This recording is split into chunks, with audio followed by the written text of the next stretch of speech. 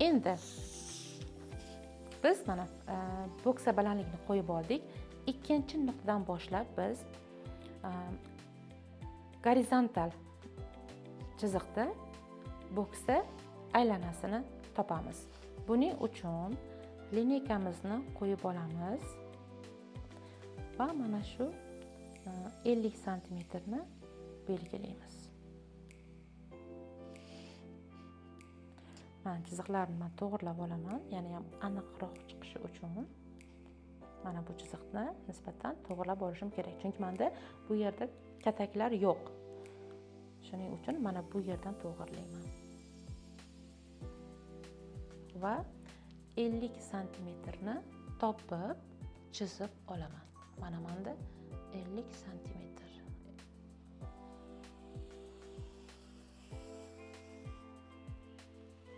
Mana.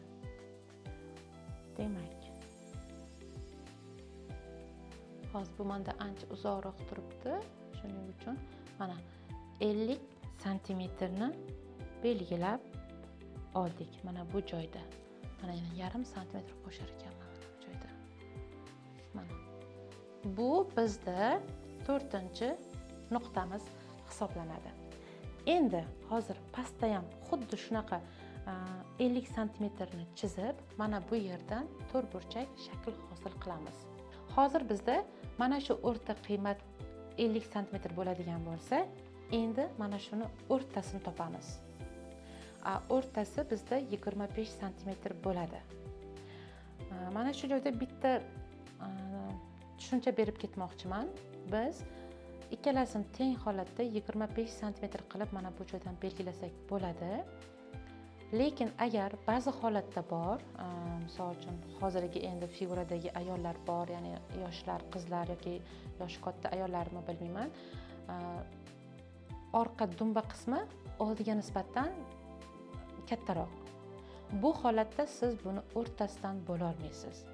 Bu holatda biz majbur bo'lamiz. Mana bu joydan, ya'ni 25 santimetr bo'ladigan bo'lsa, buni oldi qismiga 24 santimetr qo'yib, qolgan 1 santimetrni, 1 santimetr qiymatni orqaga berib yuborishimiz mumkin. Agar qaysi holatdagi dumba qismi kattaroq bo'lsa, mana shu narsa qilinadi. Chunki mana bu joy hozir bizda yonchoq deyiladi-da. Mana shu yonchoq ikkita belda to'g'ri joylashishi kerak. Shuning uchun ham mana bu narsa qilinadi. Agar sizning mijozingizni qomati standart bo'ladigan bo'lsa, ya'ni hamma joy bir xil, orqa ham unaqa bo'rtib chiqmagan holatda bo'ladigan bo'lsa, unda ikkalasini, ya'ni ikki tarafdagi qiymat bir xil bo'ladi. Demak, bizda bu 50 santimetr edi. Hozir buni o'rtasini 25 santimetr qilib belgilab olamiz.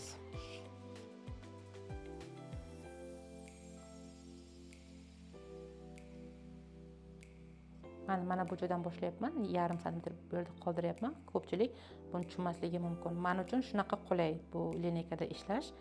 Men uchun mana bu mana bu yerdan boshlanadi. Xo'p, demak, mana 25 santimetr qilamiz va bu bizda hozir 5-nuqta hisoblanadi. Bu yoqdan va bu yoqdan ham xuddi shunaqa 25 santimetrni qo'yib olamiz.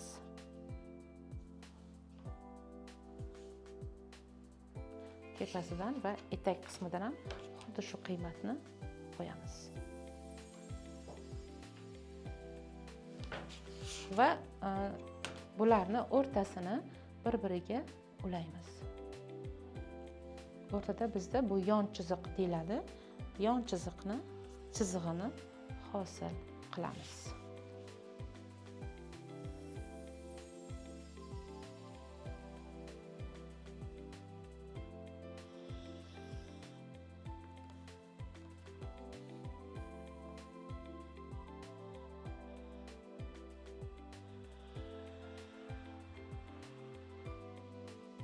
Mana bizda mana bu holat yuzaga keldi.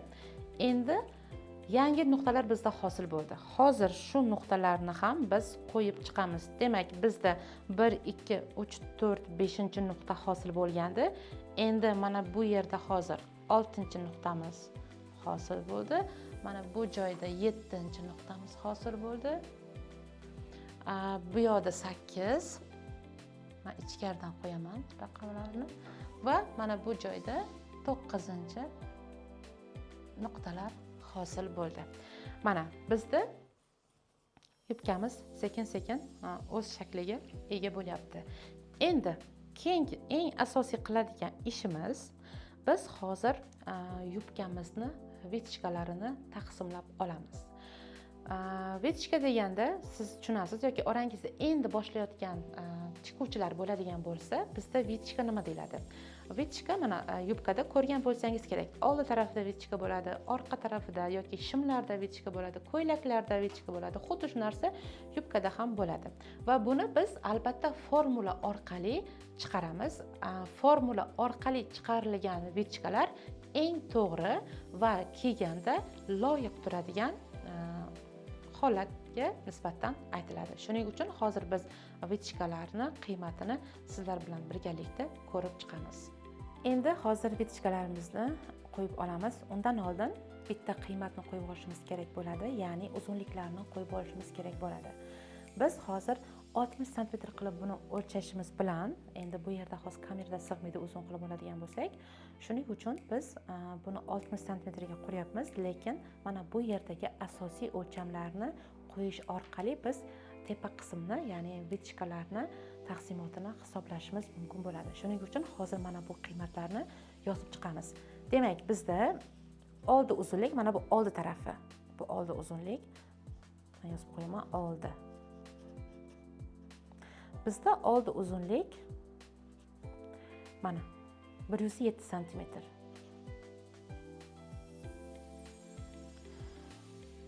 Va yon uzunlik 108,5 sm.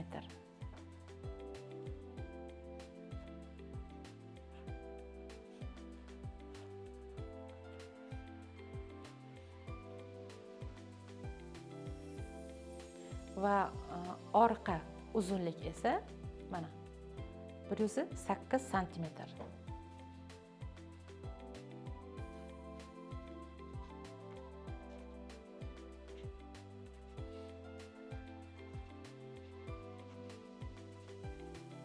Mana.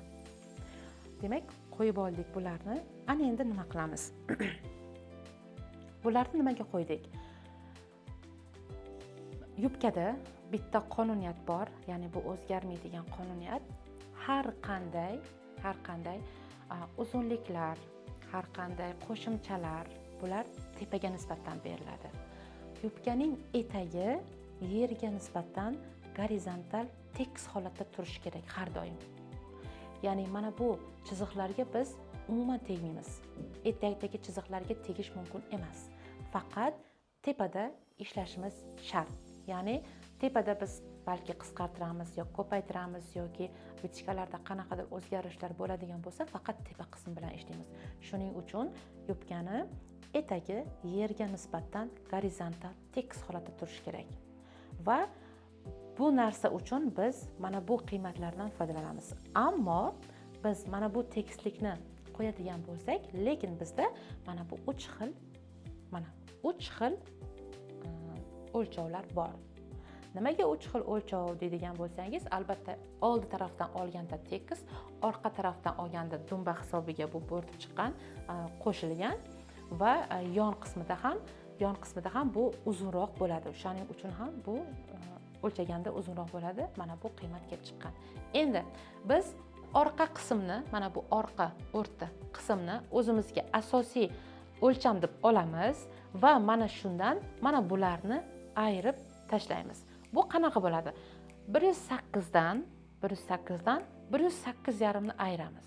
Ya'ni 108 bo'ladigan bo'lsa, bizda 5 mm ortiqcha qiymat qolyapti. Demak, mana shu 5 mm ortiqcha qiymatni biz pastdan emas, tepadan chiqarib olamiz. Aynan yon chiziqning tepasidan, mana bu yerdan hozir ruchka bilan ishlayman. Aynan mana shu joydan biz 0,5 tepaga chiqamiz. Tepaga chiziq chizamiz. Mana nuqtasini qo'yib oldim. Chiroyli qilib qo'yamiz nuqtasini. Mana bu 5 ni tepaga chiqarib yubordik. Endi bizda old tarafi bor.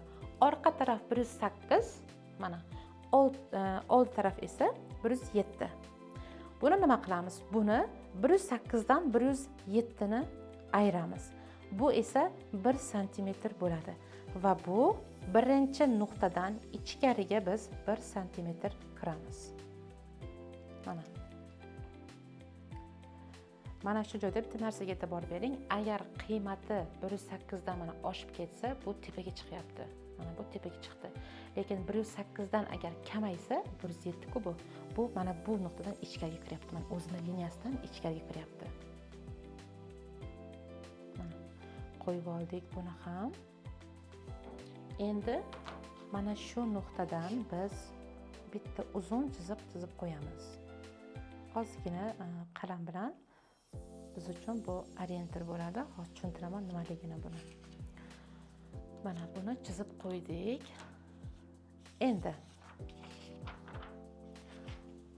o'ylaymanki, mana bu qiymatlarni siz tushunib oldingiz. Mana shu joyda bitta savol tug'iladi. Agar bizda bizning klientimizning qorni katta bo'ladigan bo'lsa-chi degan savol bo'ladi va bu tabiiy, chunki sizda shunaqa mijoz bo'lishi ham mumkin. Ya'ni bu aniq bo'ladi bu. Chunki hammaning ham qomati standart emas. Mana shu holatda qanday bo'ladi deydigan bo'lsangiz, mana shu holatda bu teskari bo'lib qolishi mumkin. Orqa uzunlik 107 cm, oldi uzunlik 108 cm bo'lib qolishi mumkin. Unda biz nima qilamiz? Unda mana bu joyda 1 cm ichkariga kirilmaydi, 1 cm tashqariga chiqib ketadi. Xuddi mana bu yon chizig'imizdagi 5 mm tepaga chiqib ketdi. Unda ham xuddi shunaqa tepaga 1 cm yoki yarim cm tepaga chiqib ketaveradi. Buni hech qanaqangi xavotirlanadigan yoki noto'g'ri degan joyi yo'q. Biz eng muhimi etakka tegmaymiz. Etagimiz yerga nisbatan gorizontal bir xil chiziqda turishi shart va qolgan mana bu uzunliklardagi qiymatlar kam yoki ko'paygan qiymatlarni biz faqat tepa qismga berib, tepa qism bilan ishlaymiz. Xo'p, biz hozir demak mana bu joyda 1 cm ichkariga kirdik. Ana endi mana bu nuqtamiz va mana bu 0,5 cm chiqqan nuqtamiz va orqadagi 8-chi nuqtamizni bir-biriga tutashtirishimiz shart. Eng birinchi navbatda biz lineykamiz bilan ishlaymiz. Mana to'g'ri chiziqlarni chizib olamiz. Qalam bilan ishlayapman.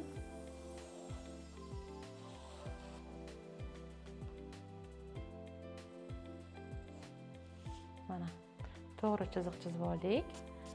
Ana endi mana bu chizig'imizni men orientir qilib oldim. Mana to'g'ri chiziqlarni chizib oldik. Endi orqasini ham xuddi shunaqa qilib chizamiz.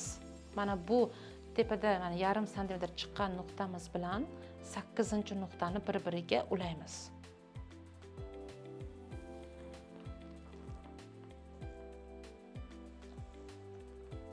Hozir menda sal uzoq bo'lganligi uchun noqulaylik tug'diryapti.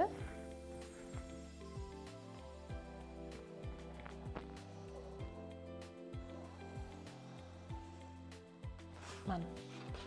Ana endi navbatdagi lekalli lineykamiz bilan buni formasini to'g'irlaymiz.